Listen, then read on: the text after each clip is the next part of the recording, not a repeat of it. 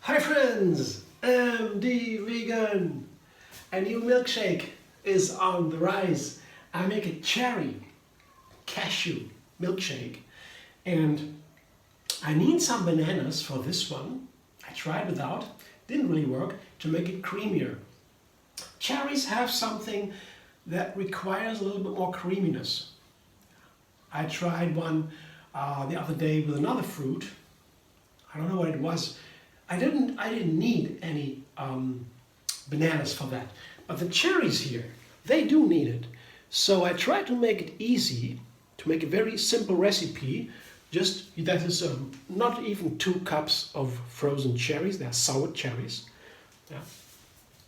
They are very inexpensive. All these frozen fruit, you can get them all over the year, and they're very inexpensive.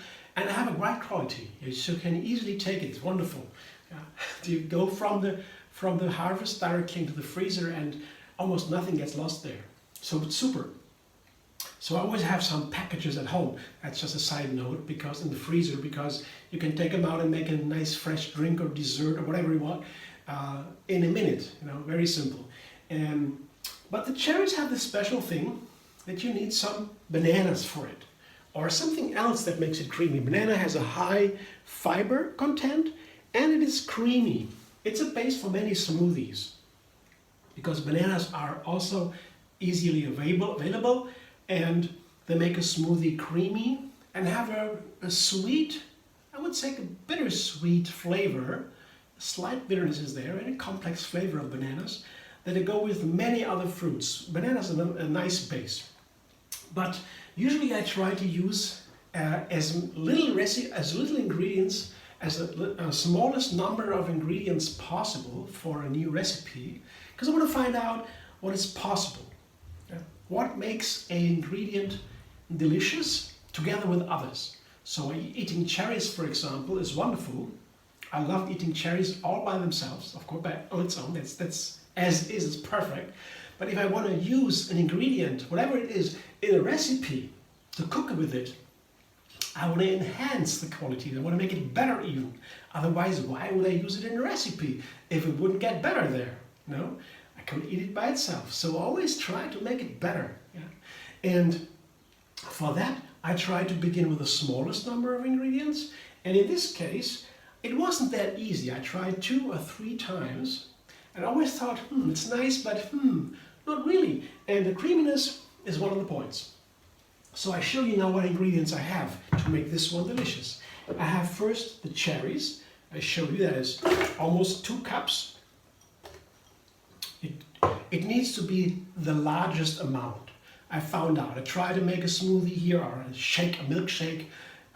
It's a little runnier with a smaller amount of cherries, and it didn't really work. The cherry flavor has to be predominant, and for this I need a larger amount of cherries than all the other ingredients.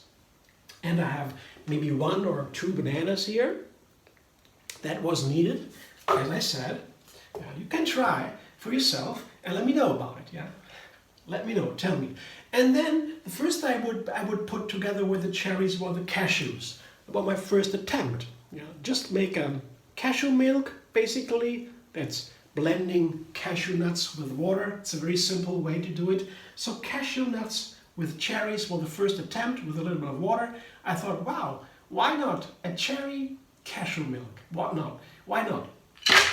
Because cherries are so easy, because cherries have no brown peel around the seed, the nut. Yeah. And so without that brown, like an almond for example, they have these brown, and hazelnuts have these brown skins around the nut. If you have these brown skins, you can't just blend it with water. It gets a coarse texture. You need to filter it. But the cashews you can go without filtering. A similar effect, by the way, is we're using bananas. If you have like an almond milk, for example, with some bananas, yeah, then you don't need to filter it, because the banana makes it creamier, smoother. I just want to tell you about that. But here it didn't work with the cashews only. I had to use the bananas. And now I want to make the bananas and the cherries a little bit tastier. So I want to just enhance the cherry flavor. For this I need a tablespoon or two, I mean 2 large heaping tablespoons of date mousse. How to make date mousse, you can watch the video under this video. It's linked there. It's very easy, just blending dates with water basically. That's it, small amount of water. And half a lemon. Yeah. Lemon are sweet and sour. Yeah. In this way, enhances many ingredients you could use in recipes. Because sometimes the ingredients have not the full sun-ripened flavor they should. In that case, lemon and dates, for example, highlight that original flavor a little bit. Not so much that they would add an own flavor, another flavor. They wouldn't give it another direction. For example, putting, for example, like raspberries in there. They also have a little bit of sour flavor, but they put it in another direction. You taste the raspberry there. It's a very strong flavor. No, the dates and the lemons are pretty neutral, sweet and sour. They enhance more the original flavors. It's also nice to know. I use it in many recipes. Lemons and dates. Dates is one of my favorite, maybe my favorite sweetener for most recipes when I use it. So in here, I have now my seasonings here. That gives a new flavor. That is cinnamon. That's a teaspoon of cinnamon. That's perfect with cherries. And I also find is perfect with cherries is cardamom. But a very small amount, like a pepper it is more. Not really a pepper, but it is, it's a little bit hot or sharp or pungent, would say. And it's very nice for the stomach. It calms down the stomach. You can use it with coffee, for example, or tea, black tea. In India they use it a lot. It's a very soothing, it makes the nerves calmer for the stomach, for the intestines, and so on. So it's very good, it's very healthy. And cinnamon is a super high antioxidant. And both go very nice with cherries. The cherry has a very peculiar flavor. I love cherries. They are perfect in the summer. And the cardamom is something maybe you wouldn't expect there, but actually cardamom is used in many sweet desserts. Cardamom is very nice there for many reasons. Not only for health reasons, but on the flavor. I'll give you a little bit a zing, you know. You will see if you try it. You can leave it away if you don't have cardamom at home, but I highly recommend, especially for cherries. So I put a little bit of water in there to begin the blending, maybe just a half a cup or so, just to start the blending. I might need a little bit more, but you have to oversee here the bananas and the cherries together. They make for a pretty runny texture. So putting too much water in it would make it maybe too runny and dilute the flavor, this wonderful cherry flavor, which is in the foreground here always. I don't want to do that. I want to keep the cherry flavor first. So not too much water to begin with. I can always check later. Blender dance.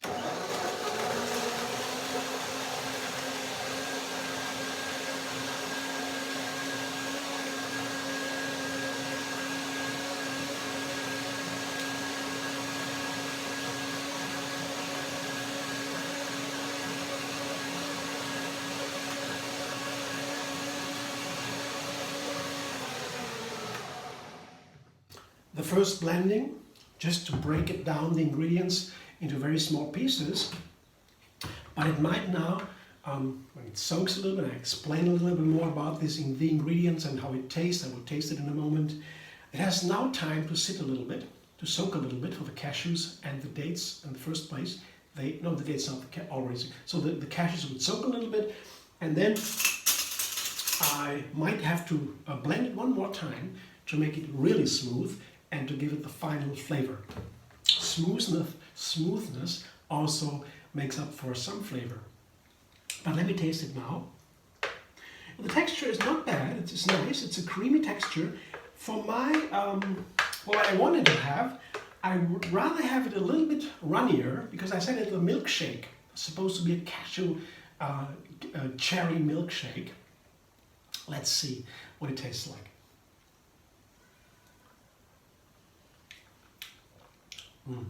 Oh, the flavor is wonderful. I wonder if it's possible. I taste the cherry there. It comes there. I wonder if I need some more water, or if that would make it actually worse, the flavor. The texture is I don't think I would need some more water. Let's see. I don't want to dilute the flavor, you know. Taking too much water, as I said, gives it a lower flavor profile. Sometimes that is perfect, because if you have too little water, then the flavor is somehow too dense and doesn't really unfold on the taste buds, so you don't really taste everything. But with the perfect amount of water, you'll have the best flavor. Yeah? Also the same with for smoothness, and it is blended and it's a little bit too coarse yet. We'll blend it one more time, and now after the cashew nuts have been soaking a little bit, second blending can be very helpful to make it smoother, and by that also tastier. And then it would also be runnier maybe, because breaking down the ingredients to smaller pieces also makes it runnier without using water. So let's see. I don't know with the water now. I don't want to use more. The flavor is so perfect.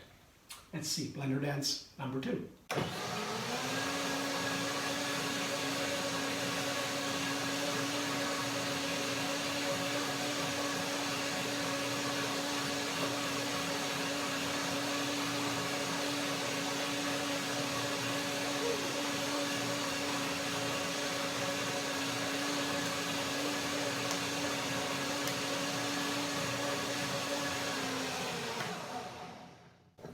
Yeah, the color, you can see it already. I don't know if you can see from the camera, from your video, but I see the color has become a little bit lighter, a little more broken. That means the cashew nuts have been broken down even more after soaking, and that changes the color, makes it whiter, a little bit whiter.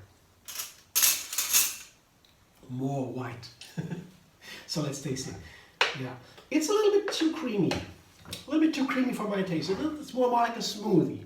I'd like to have it more like a milkshake. But let's see.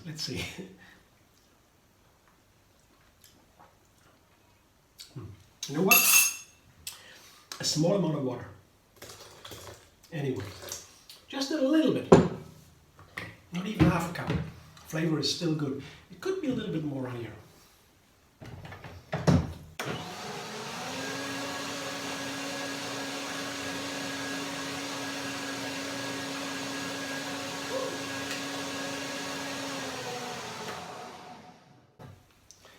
It's a small thing now. It's a wonderful flavor.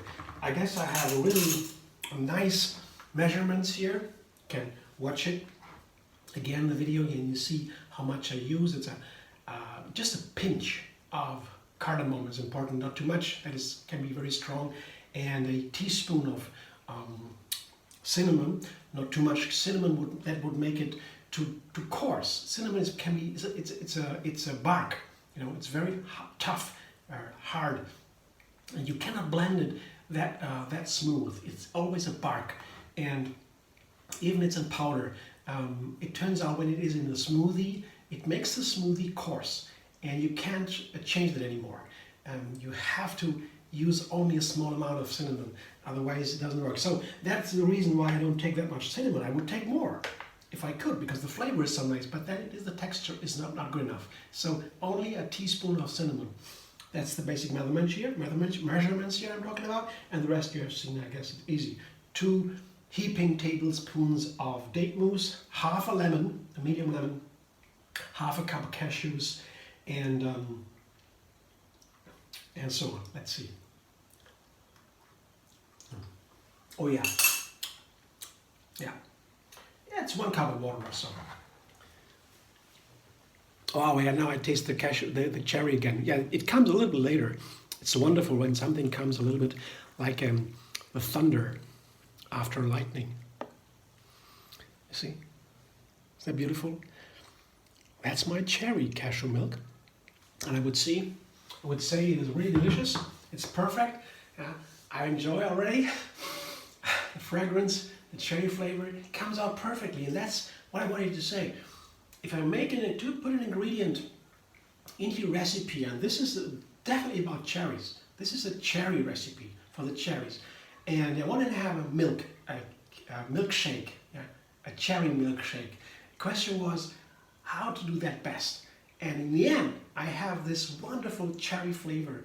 And really, it is so nice. It is even nicer than eating a real cherry, I would say. But you can definitely argue with that. Of course, cherries might be the best thing in the world for many people. And I would agree also.